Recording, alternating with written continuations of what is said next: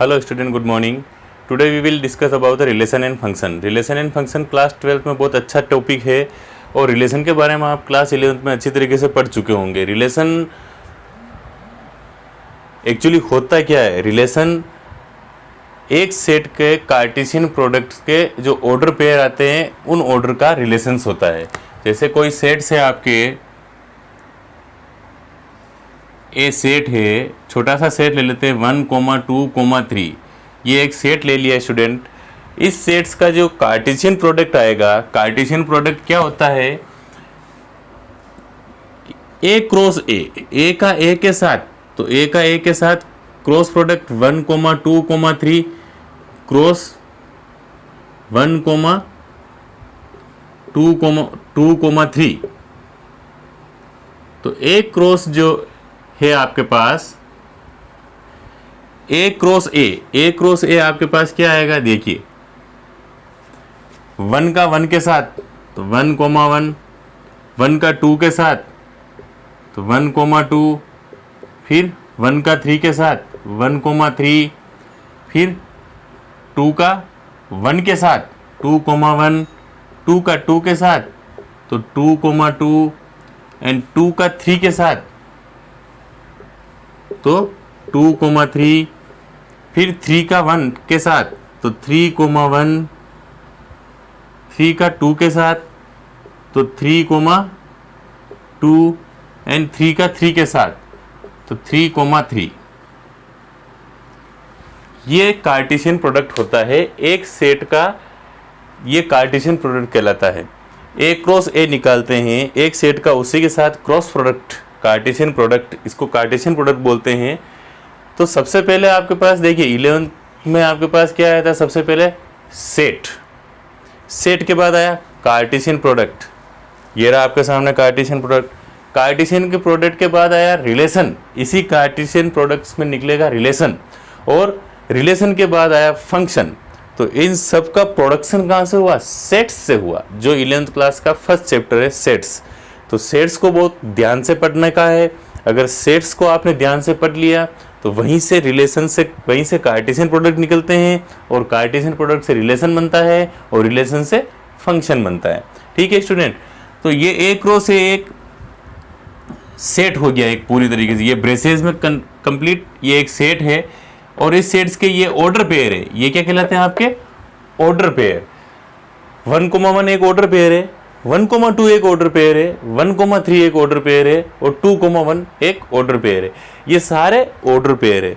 अब रिलेशन किसे कहते हैं? रिलेशन जैसे कोई इस तरह से रिलेशन है आपके पास, रिलेशन इस तरह से डिफाइन किया गया है कि ए, बी एक रिलेशन है such that A less than B. ये रिलेशन है कि ए बी से छोटा होना चाहिए, ऐसा एक रिलेशन बताइए। तो इसमें ऐसा एक रिलेशन क्या है? इसमें से देखिए आप आ जाएगा आपके पास रिलेशन। ये देखिए ए, बी, ए की वैल्यू, यहाँ पर जो वैल्यू है ए की वैल्यू बी से छोटी होनी चाहिए। तो कौन कौन से रिलेशन है? ये 1, 1 हो ही नहीं सकता। 1, 2 इसमें आ जाएगा आपके पास 1, 2, 1, 3, 2, 1 नहीं आ सकता, 2, 2 नहीं आ सकता, 2, 3 आ जाएगा।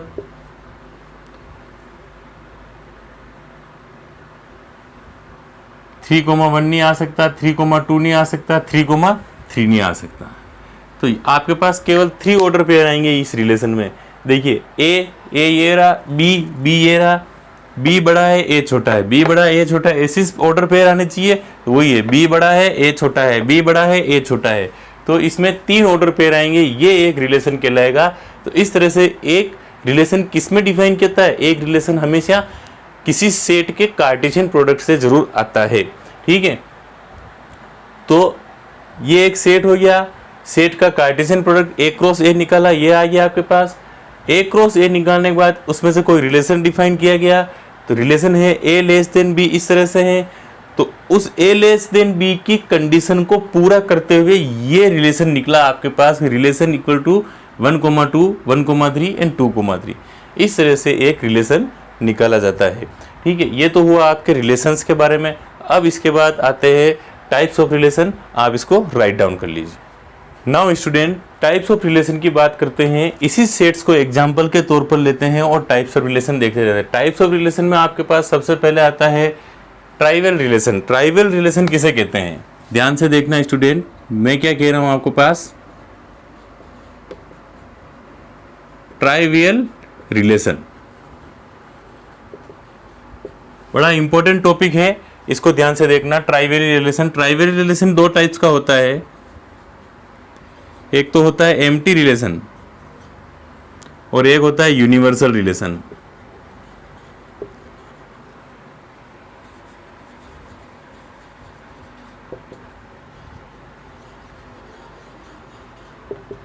एम्प्टी रिलेशन, एक ऐसा रिलेशन जो बिल्कुल एम्प्टी हो, जिसमें कोई भी एलिमेंट नहीं आए, वो एम्प्टी रिलेशन कहलाएगा। यूनिवर्सल रिलेशन, जिसमें सारे ऑर्डर पेयर आ जाए, कार्टेशियन प्रोडक्ट के सारे ऑर्डर पेयर आ जाए, जैसे ये ए क्रॉस है, ए क्रॉस ए में ये सारे ऑर्डर पेयर किसी रिलेशन को क्रिएट करते हैं, सच type of relation universal relation कहलाएगा।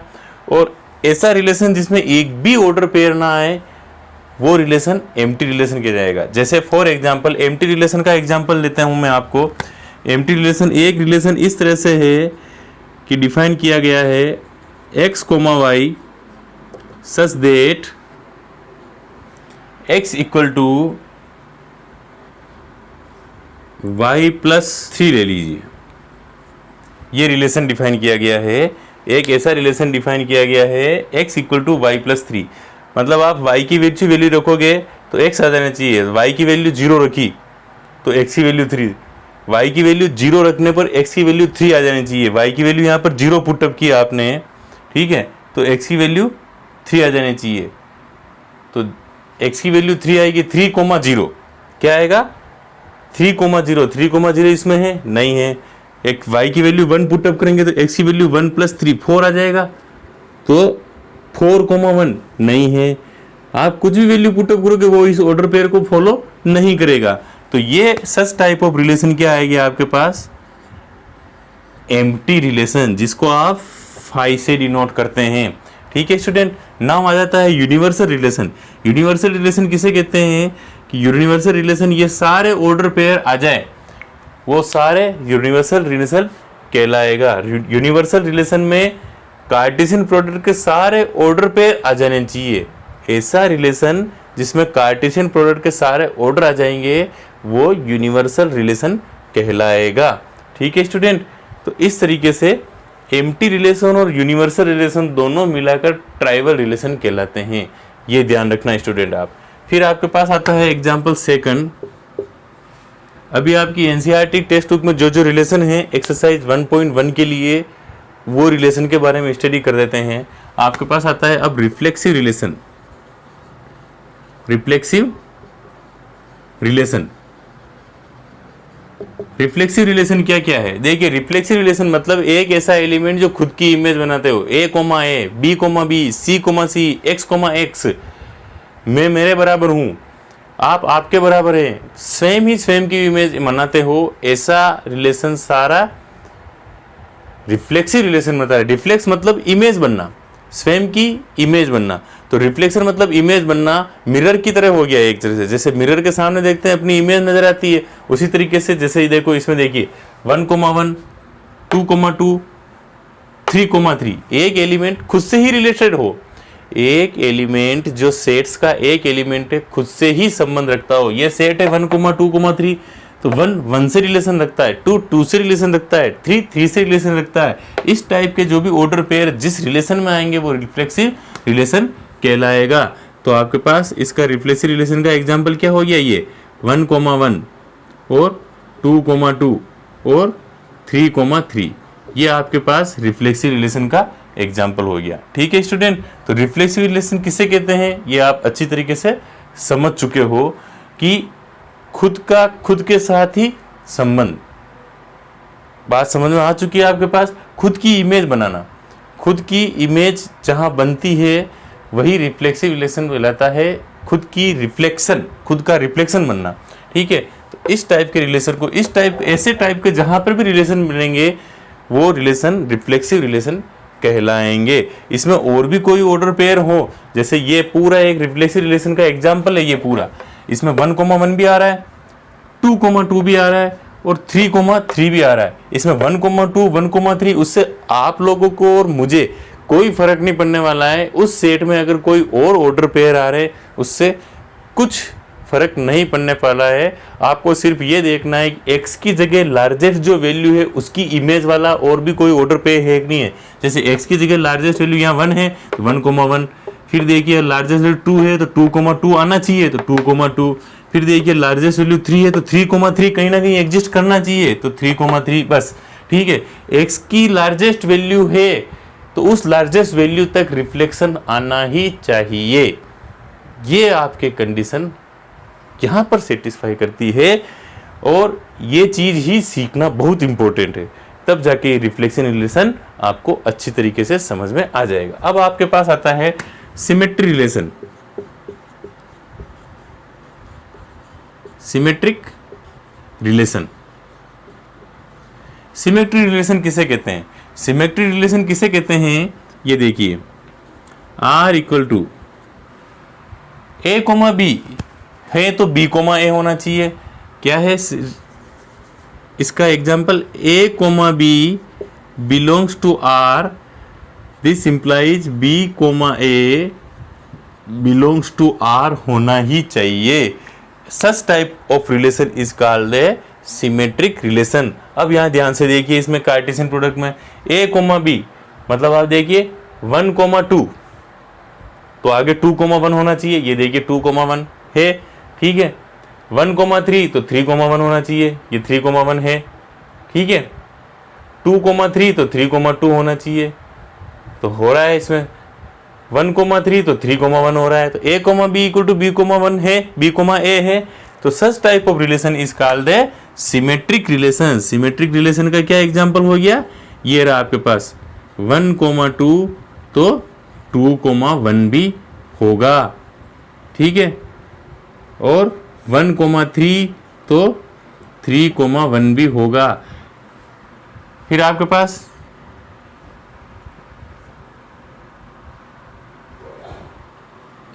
सच type of example is called a symmetric relation. तो ये आपके डेफिनेशन पार्ट है। ये जो मैंने लिखा आपके पास, ये आपके पास डेफिनेशन पार्ट है स्टूडेंट। ये आपके पास डेफिनेशन पार्ट है, ठीक है स्टूडेंट, और ये आपके पास एग्जाम्पल पार्ट है, एग्जाम्पल, ठीक है स्टूडेंट। तो इसको राइट डाउन कर लेना आप। काफ़ी अच्छी तरीके से मैंने समझाने की कोशिश की है आपको। अब आपके पास आता है ट्रांजिटिव रिलेशन। ट्रांजिटिव रिलेशन को कहाँ एक्सप्लेन करें, आप इसको राइट डाउन कर लीजिए। फिर मैं इस यूनिवर्सल और एम्प्टी रिलेशन को यहाँ पर इसको इरेज करके फिर इसको यहाँ पर ट्रांजिटिव रिलेशन समझाते हैं, ताकि रिफ्लेक्सिव, सिमेट्रिक और ट्रांजिटिव रिलेशन आपको एक ही बार में अच्छी तरीके से समझ में आ जाए। Please write down it. Now student, transitive relation की बात करते हैं। ट्रांजिटिव रिलेशन किसे कहते हैं?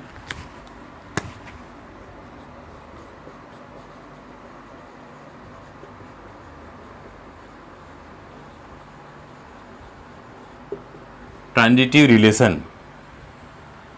तो ट्रांजिटिव रिलेशन क्या होता है, ध्यान से देखना स्टूडेंट। मैं जो लिख रहा हूं डेफिनेशन पार्ट, डेफिनेशन हो गई इसकी, ये रही definition. If A, B belongs to R, B, C belongs to R, then A, C always belongs to R. Such type of relation is called the transitive relation. A, B तो उसमें आएगा relation में, लेकिन ये B किसी और element B, C से belongs करता है, तो A भी C से बिलोंग्स करेगा। इस टाइप के रिलेशन को ट्रांजिटिव रिलेशन कहते हैं, ठीक है। अब आप इधर ध्यान से देखिए, ट्रांजिटिव रिलेशन का कुछ एग्जांपल मिल जाता है तो बहुत बेटर है। ये देखिए 1,2 इसमें है तो 2, कोई और एलिमेंट होगा 2,3, ये देखिए 2,3 इसमें है। देखिए 1,2 इसमें है, 2,3 इसमें है, तो 1 और 3 भी बिलोंग करेगा। 1,3 कहीं ना कहीं होगा, ये देखिए 1,3, तो 1,3 है, तो ये ट्रांजिटिव रिलेशन हो गया। तो आपके पास इस तरह से ट्रांजिटिव रिलेशन का एग्जाम्पल आ जाएगा। एग्जाम्पल क्या आ जाएगा कि इस तरह से ऑर्डर पेयर बन जाएगा आपके पास कि 1,2 है, ठीक है, और 2,3 है तो 1,2 है, 2,3 है तो 1,3 भी इसमें उपलब्ध होगा, इसको ऑक्यूपाई करेगा। सच type of relation is called the transitive relation.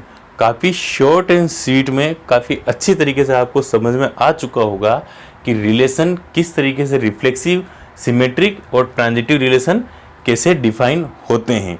ठीक है स्टूडेंट, और भी है, ऐसी चीज़ नहीं है कि नहीं है। ये देखिए 1,3 और 3,2, 1 का 3 के साथ रिलेशन है, 3 का 2 के साथ रिलेशन है, तो 1 का 2 के साथ होना चाहिए, तो 1 का 2 के साथ इसमें है। ये देखिए, और भी आपके पास इस तरह से बहुत सारे ऑर्डर पेयर हैं। मैंने एक एग्जांपल दिया, आप बहुत सारे निकाल सकते हो, ऐसी बात नहीं है। तो ये आपके पास बहुत अच्छी तरह से फंडामेंटल चीज मैंने समझा दी है। अब आप ध्यान से देखिए, ट्रांजिटिव,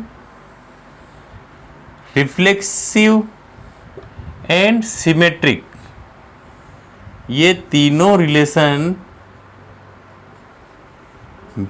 जिस किसी भी रिलेशन में ऑक्यूपाई करते हैं, जिस किसी भी रिलेशन में ऑक्यूपाई करते हैं, उसको इक्विवेलेंस रिलेशन कहा जाता है।